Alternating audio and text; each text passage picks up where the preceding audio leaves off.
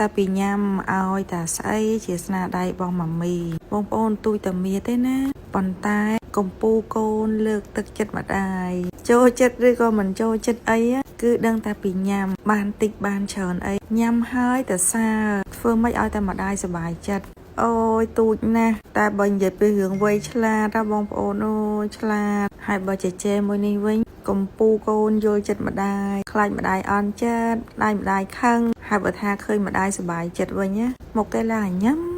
តែសារខ្លួនឯងមួយចឹង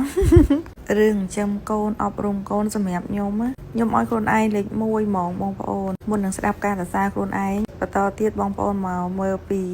ការធ្វើរបស់ញ៉ាំ24,000ពីកញ្ចប់ហ្នឹងមកកញ្ចប់12,000ប៉ុន្នេះមកឆ្នាំងធំហ្មងបងប្អូនតនេចេះឆ្លៀតធ្វើនេះធ្វើនោះញ៉ាំនៅក្នុងគ្រួសារទៅបងប្អូនអើយទាំងអស់ហ្នឹងគឺជាក្តីសុខពិតប្រាកដរបស់យើងហើយតោះដើម្បីបានប្រតិកម្មញ៉ាំជាដំបូងគឺខ្ញុំត្រូវការយកទៅលាងសម្អាតចាក់ត្រាំដើម្បីឲ្យបានរីកល្អសម្រាប់ខ្ញុំចាក់ត្រាំទាំងអស់ហ្មងបងប្អូនដើម្បីបានកតិចតលីផ្សេងអីវាខ្ជាក់ចេញមកអស់អញ្ចឹងណាប៉ុន្តែបើថាចង់ធ្វើញ៉ាំបើអ្នកញ៉ាំល្ងាចត្រាំពីផឹក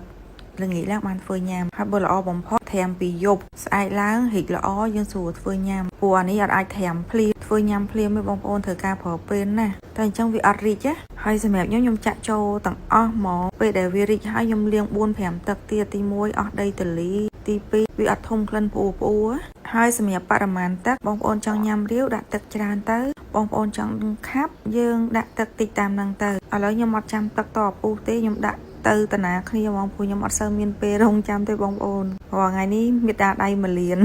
ខ្ញុំថែមតិចកម្មមកបងប្អូនដោយសារខ្ញុំមានស្រាប់ម្ដាយក្មេកខ្ញុំគឺជានិមិត្តរូបតែម្ដងតនេអង្គុយរើសតិចកម្មទុកឲ្យកូនហើយកូននេះមិនងាយមានពេលញ៉ាំទេរវល់ឥឡូវឆ្លៀតធ្វើហើយដាក់អាស្ងួតផងដាក់អាសើមផងឲ្យវាណានៃមើលតែបើបងប្អូនអត់មានតិចកម្មទេទិញពីគេប៉ុណ្ណាដាក់ប៉ុណ្ណឹងទៅនេះគ្រាប់ឈាបងប្អូនចូលចិត្តគ្រាប់ឈាក៏ដាក់ទៅបើអត់ក៏ហីទៅតែយើងទិញជាសេតរបស់គេគឺគេមានទាំងអស់ហ្មងគ្រប់មុខហ្មងបងប្អូនទាំងស្ករក្រាមទាំងអីគេមានទាំងអស់បងប្អូនចង់ផ្អែម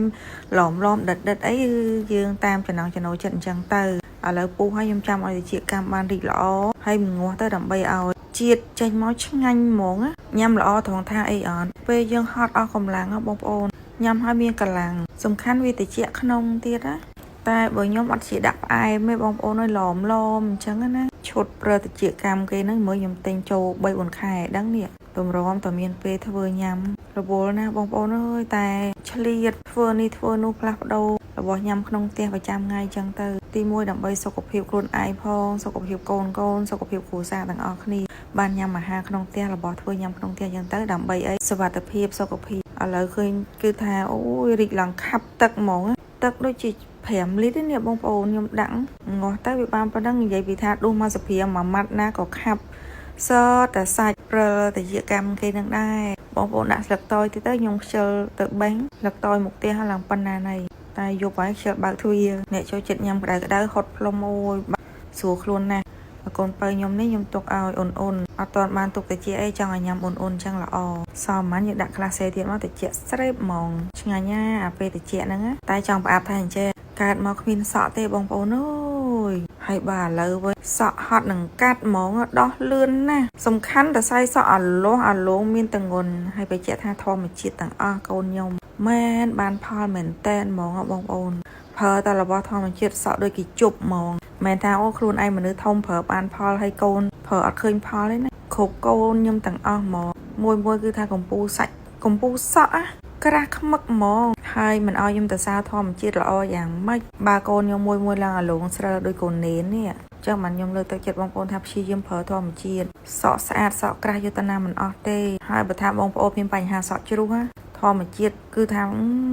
បាត់ 100% ហ្មងកូនខ្ញុំមួយបើសិនជាអត់កាត់វិញបែបហៀគូទេតែអាណិតកូនអត់ចង់ទុកសក់វែងពេកទេវាធ្ងន់ក្បាលហ៎ព្រោះតែសាយសក់គាត់មួយគឺក្រាស់ខ្មឹកហ្មងណា